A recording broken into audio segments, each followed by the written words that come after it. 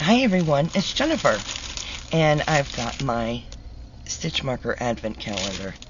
So let's go ahead and get out today.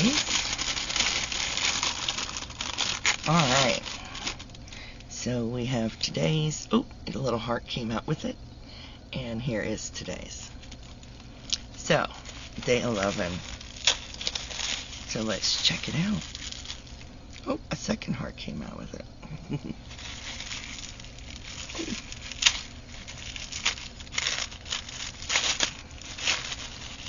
Let's get it open. Oh, it's beautiful. So, here it is. I love, love, love that. Oh, come on, camera. There it is.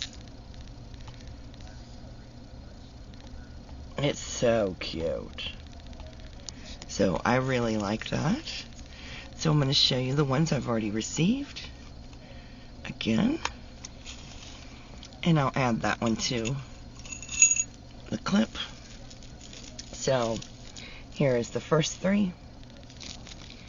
Here is the second 4. Here is the next 3. And there's one hiding back there. And now I get to add number 11. So, clip it on there. So there is 11. I got quite the collection now. And they're looking good.